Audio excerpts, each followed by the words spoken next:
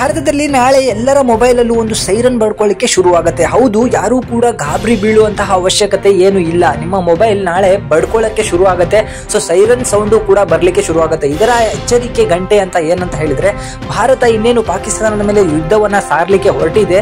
ನಮ್ಮ ಜನ ಆಗಿರ್ಬೋದು, ವಿದ್ಯಾರ್ಥಿಗಳಾಗಿರ್ಬೋದು, ಇನ್ನುಳಿದಂತೆ ಎಲ್ಲರೂ ಕೂಡ ಹೇಗೆ ನಮ್ಮನ್ನ ನಾವು ಕಾಪಾಡ್ಕೋಬೇಕು ಅನ್ನೋ ಒಂದು ಮಾಕ್ ಡ್ರಿಲ್ ಅನ್ನ ನಾಳೆ ಭಾರತದಾದ್ಯಂತ ನಡೆಸಲಾಗ್ತಾ ಇದೆ.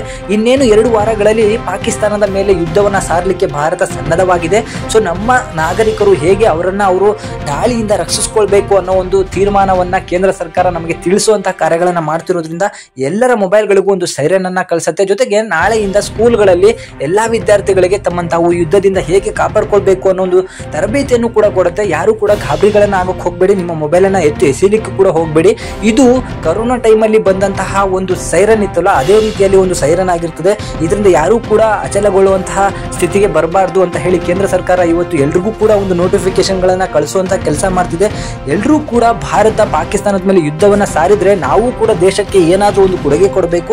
ನಾವು ಅದರಿಂದ ಹೇಗೆ ರಕ್ಷಿಸ್ಕೊಳ್ಬೇಕು, ಮಕ್ಕಳನ್ನ ಮತ್ತು ಹಿರಿಯ ನಾಗರಿಕರನ್ನ ಹೇಗೆ ರಕ್ಷಿಸಬೇಕು ಅಂತ ಹೇಳಿ ನಾಳೆ ಹಲವಾರು ಜನ ಮಾಕ್ ಡ್ರಿಲ್ ಮೂಲಕ ತಿಳಿಸ್ತಾರೆ. ಅದನ್ನೆಲ್ಲರೂ ಕೂಡ ನೋಡ್ಕೊಳ್ಬೇಕಾಗತ್ತೆ. ಯಾಕಂತ ಹೇಳಿದ್ರೆ ದೇಶ ಅಂತ ಬಂದಾಗ ಇದೇ ಸ್ಥಳದಲ್ಲಿ ಯುದ್ಧ ಆಗತ್ತೆ ಅಂತ ಹೇಳಕ್ಕಾಗೋದಿಲ್ಲ. ಯಾವ ದೊಡ್ಡ ಸ್ಥಳಗಳಿರುತ್ತೋ ಅವಕ್ಕೆಲ್ಲವೂ ಕೂಡ ಟಾರ್ಗೆಟ್ ಅನ್ನ ಇಟ್ಟಿರ್ತಾರೆ.